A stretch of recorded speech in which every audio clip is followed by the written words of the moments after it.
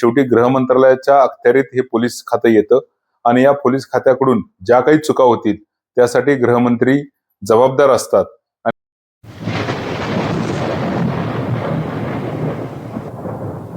नमस्कार.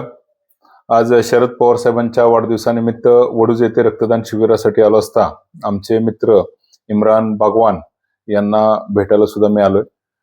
कारणही तसंच आहे. एका बाजूला आपण हा देश लोकशाही देश म्हणतो आणि दुसऱ्या बाजूला सोशल मीडियातल्या काहीतरी पोस्टसाठी किंवा काही चुकीच्या गुन्ह्यांसाठी काही सामाजिक कार्यकर्त्यांना किंवा राजकीय पक्षात काम करत असणाऱ्या विरोधी पक्षातील युवकांना अटक करण्याचं सत्र या मान खटावमध्ये आणि सोलापूर जिल्ह्यामध्ये मोठ्या प्रमाणात चालू आहे.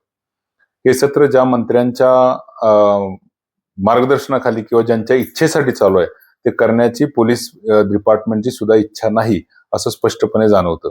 तरीही या मंत्र्यांच्या दबावापुढे पोलीस अधिकारी अनेक युवकांना खूप छोट्या कारणासाठी उचलून घेऊन जात आहेत.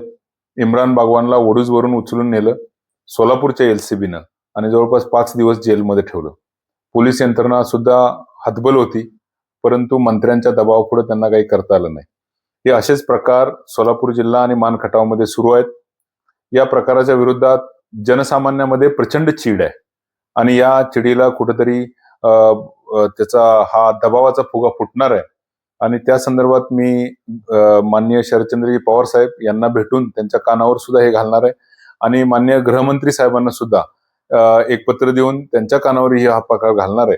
कारण शेवटी गृह मंत्रालयाच्या अखत्यारीत हे पोलीस खातं येतं आणि या पोलीस खात्याकडून ज्या काही चुका होतील त्यासाठी गृहमंत्री जबाबदार असतात आणि एखाद्या मंत्र्याला खुश करण्यासाठी जर गृह मंत्रालय बदनाम होत असेल तर खऱ्या अर्थानं ती देवेंद्र फडणवीस साहेबांची विनाकारण होत असलेली बदनामी आहे.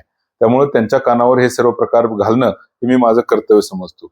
यानंतर असे प्रकार जर चालूच राहिले तर मात्र जनतेला रस्त्यावर येऊन उतरून लढण्याशिवाय पर्याय राहणार नाही आणि असेच प्रकार जर चालू राहिले तर मान खटावची जनता जेल भरो आंदोलन करेल असा मी स्पष्टपणे इशारा प्रशासनाला देतो आणि पोलीस यंत्रणेने सुद्धा सहकार्य करावं. विनाकारण चुकीच्या गोष्टीसाठी दबावाला बळी पडून असे गुन्हे दाखल करू नयेत आणि युवकांना अशा पद्धतीने त्रास देऊ नये अशी मी पोलीस प्रशासनाला विनंती करतो. पण येणारा काळ हा अवघड काळ आहे. माझ्यासह माझ्या सर्व कार्यकर्त्यांसाठी अवघड काळ आहे आणि अशा काळात संघटितपणे या इन्स्टिट्यूशनल गुन्हेगारी म्हणजे त्या यंत्रणेचा गैरवापर करून केलेल्या गुन्हेगारीला आम्ही संघटितपणे लढा देऊ एवढाच मी या ठिकाणी एक इशारा देतो आणि थांबतो.